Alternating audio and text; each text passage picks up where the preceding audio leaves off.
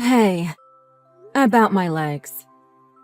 It's quite possible that I'll never walk again. The doctor just told me. Huh? You mean you're gonna be in a wheelchair for the rest of your life? Probably. He said there's a high chance my legs will never recover. Of course, I'm gonna work hard at physical therapy, but... Oh, and one more thing. He said I may not be able to have children anymore either. Wow, I see. Do they know when you'll be released from the hospital? He said I'll be in here for at least 2 months. Ugh. If only I had been paying more attention to the road, this might not have happened. And I heard the driver of the other vehicle died.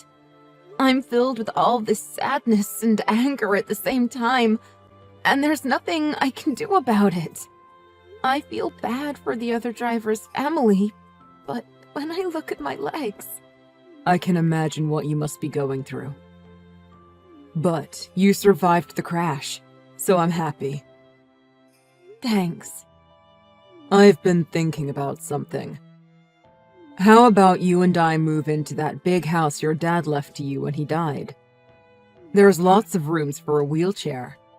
If we do some renovations, we can make the house wheelchair friendly. It'll be perfect for us to live in. I told you that we can't live in that house.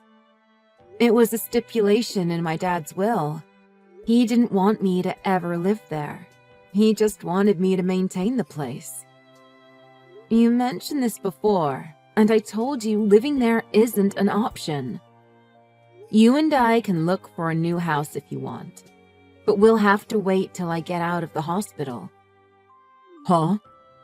After getting a house given to you for free? The location is great, and the place is huge. Why do we have to live in this tiny apartment when you have a big, beautiful house just sitting there? I've always wanted to live in a house like that. Let's at least try it for a little while. We can't. Just forget about that house, okay? I don't want to talk about this again right now. I have to focus 100% on my rehabilitation. Let's consider the possibility of moving after I get out of the hospital.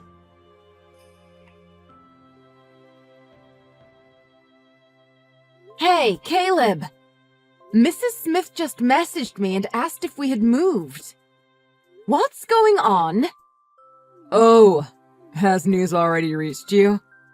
What do you mean, has news reached me? Don't tell me you moved into that house! Well, to tell the truth, yes. We'd be crazy not to. You've got a house with no rent and it's already paid for. We'd be crazy not to move into it. I told you that's not a house we can live in. I thought I hid the keys. Did you go snooping around our apartment to find them? Yeah, it took quite a while too. But I found them tucked away at the back of one of the drawers. I can't believe you put that much thought into trying to hide them from me. I tried to hide them from you so something like this wouldn't happen. Please, you've got to get out of there. Why are you saying it like it's an emergency or something? This place has got a nice backyard and the living room is huge. It'd be a crime to waste a place like this. Caleb, please. You can't stay in that house. If you've already moved out of the apartment, I guess there's not much we can do, but just take some things to go stay at your mom's house, okay? I can't. My mom's moving here with us. What? What are you talking about? My mom's living here too. I felt bad for her. She was gonna be living in that tiny place while her son's living in this giant house. Don't worry. This place is huge. You'll never even notice she's here. I think I'm just going to call the police. You two are trespassing. Hey. You don't have to go that far. Why are you being like this? This isn't the woman I married. Why are you acting like this? Wait, don't tell me. You weren't planning on selling this place and keeping all the money for yourself, were you? What are you talking about?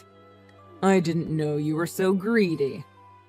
You already got your dad's inheritance. You're gonna be getting insurance money from this accident. And you were planning on selling this house too? Were you planning on keeping everything for yourself? You know we're married, right? You must have hit your head in that crash too. What do you mean, keeping everything for myself? Yeah, I got the inheritance from my dad. But instead of spending that money, we invested it for our retirement. And don't think for a second that I ever wanted to have a car accident like this. I'm in a wheelchair. I can't walk anymore. Do you think I wanted this? And I never planned on selling that house anyway. And even if I did, why would you think I'd be keeping the money for myself? Look, I talked to my mom about everything, and I think I want to divorce you. Huh? Well, you told me you likely can't have any kids now, right? You know I like kids. I want to have kids of my own in the future. But I can't do that with you now. That's a justifiable reason to get divorced, don't you think? Wait, hold on. I don't know how to say this. Especially with everything that's happened to you with the accident, too. But I've put up with enough already, haven't I?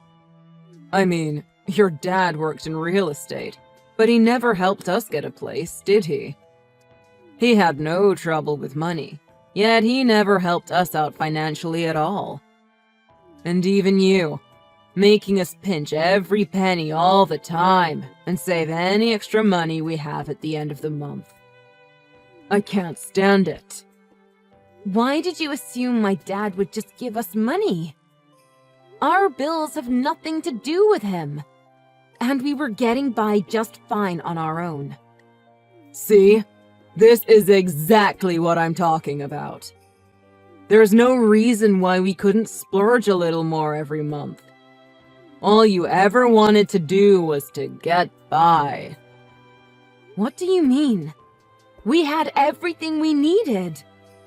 What else did you want us to spend our money on each month? Ever since my dad died, you've been talking about money a lot. I'm the type of guy who likes to go out a lot and have nice things.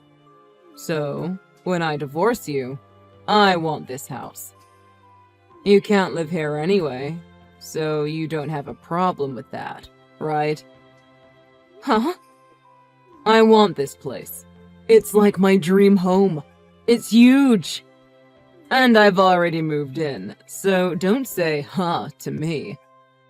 You should be congratulating me on moving into my new house. Even my mom thinks this house is amazing. There's a bedroom at the other end of the house she's gonna use. She won't even be in the way. This place has an upstairs and a fully renovated basement. That's 3 whole floors. A person in a wheelchair like you doesn't need a house with so many stairs. Whatever. There's something I feel I should tell you, even though part of me doesn't want to anymore. That was my dad's house, but I've never lived there. What? You've never lived here? Why not? Didn't you grow up here? You're kidding, right? No. My dad bought that house, but he never lived there either. What are you talking about? This place was kept really clean. And this place was fully furnished. That's why I sold most of the furniture we had before I moved. We maintained it and made sure it got cleaned every few months. But no one in my family ever lived there. Do you want to know why? We had a psychic come in, and they advised us never to live there. They said the place is cursed. That place has a dark history. A guy killed a bunch of people in that house. Are you serious? People were killed in here? Yeah. Shut up! You think I'm gonna fall for something like that? Lol. This place is spotless. Nothing bad ever happened here. And I haven't felt uncomfortable here or anything. The whole place was remodeled in an attempt to get it sold. Check online if you don't believe me. That address is famous. Oh, it is here. I see the story about the incident. But so what? Just because people lost their lives here doesn't mean no one can live here anymore, right? Of course that's right. Usually, that would be right. But that house is different. When my dad first told me about that place, I didn't believe him either. But everyone who has ever lived in that house has either gone crazy or started to go crazy. What you need to know about that house isn't just the murders. It wasn't after the murders that strange things started happening. It was long before that. The guy who killed those people in that house. It wasn't a home invasion or anything like that. The guy who killed those people lived there. It was his house. People said when he moved in, he was the nicest guy ever. But his demeanor started to change as the weeks went by. Then one night, he invited some friends over for a party. Everyone was drinking, and he told them they could spend the night. And then, while they were sleeping, well, you can read about it. It's no secret. People say he was driven crazy by the curse on the house. Nobody would buy the house after that. It was on the market for so long. My dad wasn't rich. He bought that house because it was dirt cheap, and he didn't believe in the curse. He thought he could sell it for a lot of money if he held onto it long enough that people forgot. My dad remodeled the house, but couldn't get anyone to buy it. He even tried renting it out, but nobody stayed more than a month or two. That's when he decided to have a psychic come in. They told him there was something evil there, and to never move into the house himself. We kept it maintained, hoping we could do something with it someday. But my dad died before we could figure out what to do with it. Well, then, what the heck am I supposed to do? Well, you could start by believing me. I find what you're saying pretty hard to believe. Curses don't exist. There's nothing evil living here. You make it sound like the plot of a book or something. But this is real life, so there's no way. You're just trying to scare me. Caleb, you've always hated scary stories, haven't you? That's why I never told you before. I don't know if I buy this. According to this website, that incident took place more than 20 years ago. I'm not going to let anything like that bother me. There must be something wrong with you if you believe in curses, psychics, and all that mumbo-jumbo. Why would you go in and clean the place all the time if you believed what the psychic said? I think there's something wrong with your head. Oh, is that so? Well, as long as I can get rid of that house, I don't care what you think. If you want it, you can have it. There, it's settled. I'll give you the house and your divorce. That's everything you want, isn't it? Yeah. If there turns out to be anything wrong with this house, I can always just sell it.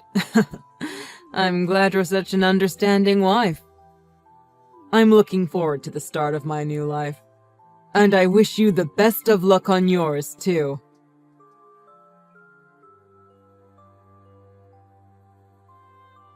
Jenny. Please, message me back. My mom's acting really strange. Jenny, please! Jenny! Are you there? I thought I told you not to message me anymore. I know the day I signed the divorce papers, you brought a new woman into your house to live with you. And I don't mean your mom. You were cheating on me while we were married, weren't you? I can't believe you. You're horrible. No, that's not true. I just happened to meet her the day we got divorced. Regardless, I don't want to talk to you. That's why I blocked your number the first time, and I'll do it again. So don't bother buying yet another new cell phone and contacting me with that number either. I'll call the cops if you do. Don't do that. I had no choice. You blocked me, and I had to talk to you. Just be thankful that's all I did. Look, I'm really sorry. I apologize for everything I've done so far. I'll do anything. I'll even pay you alimony or whatever if you want me to. So, please, help me. Everything's happening just like you said it would. Handle it yourself. Curses don't exist, remember? You're not going to let anything like that bother you. That's what I thought, but that house isn't right. There's something wrong with it. Isn't that what I told you in the first place? That place is evil. But you decided to live there anyway, didn't you? I've already left that place. My girlfriend left too. She said my mom was way too creepy. Wait, so you left your mom alone in that house? For a few days now. You really are a horrible person, aren't you? Then again, the last time I saw her, she called me a useless sack of crap because I can't walk and I'm infertile. So I probably shouldn't care what happens to her. Please, Jenny, I'll do anything. Tell me what I should do. I've already hired a couple people I found online who said they could bless the place and remove the curse. But they both charged me so much money, and nothing they did had any effect. That's because most people advertising that kind of service online are frauds. Then tell me who I should get. And I can't even find any real estate agency willing to list this place. I have no idea what's going to happen. Properties like that are famous amongst the real estate agencies in the city. That's why my dad held on to the place for so long. He couldn't do anything with it. He was great at what he did, but even he couldn't get anyone to buy that place from him. Yet, you decided to live there, so you better take good care of it. Jenny, please. If we don't do anything about this, I think something's gonna happen to me next. You know, don't you? You've probably heard all the stories of what happened to the different people living there. Do you not see that I'm begging you for help? Why won't you do anything? There's gotta be something wrong with you! Yeah, you're right. There's gotta be something wrong with me. What can I say? I guess I'm just that kind of woman, huh? Jenny, I'm begging you. Do something! Jenny! I've just got one thing to say to you. Congratulations on your new house! You got everything you wanted from me.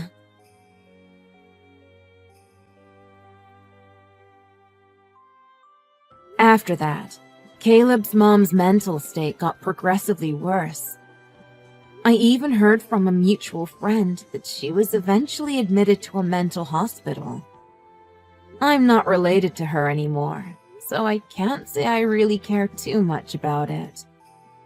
It did make me a little scared, so I went and found Caleb to talk to him.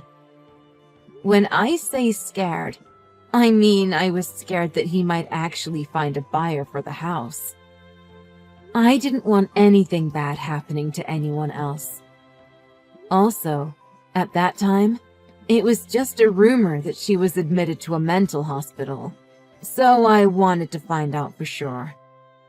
When I spoke to Caleb and he confirmed that it was true, I convinced Caleb not to sell the house and to just keep it, even though he wouldn't be living there.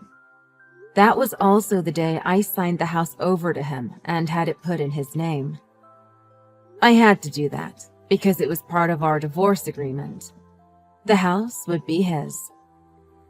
He agreed to keep the place clean and maintained because he was worried that if he didn't, the curse may follow him. In the meantime, he would search around for a legitimate person who could maybe break the curse. If such a person even exists. However, I heard shortly after that his new girlfriend left him and that he had been missing a lot of work because of it. I guess he was really upset by it. It sounded like he was going to get fired from his job soon because of it. When I asked him about it, he told me that it was the house's curse and that it had latched onto him even though he wasn't living there anymore. Personally, I think those things were all caused by his own actions. I never thought my dad's final wish would turn out like this. But then again, I got to find out what Caleb was really like and what he really cared about. And getting a person like that out of my life was the best thing for me. Without him around, I was able to focus on my physical therapy and get my life back on track. In fact, just the other day, my doctor asked me out on a date. As the saying goes, when one door closes, another opens.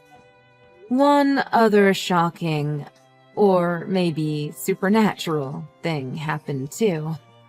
The day after I had that house put into Caleb's name instead of mine, I started to get some feeling back in my legs. When I first had the accident, the doctors thought I may never walk again. Now they're convinced I'll be able to make a full recovery. I'm sure this is all just a big coincidence. But then again...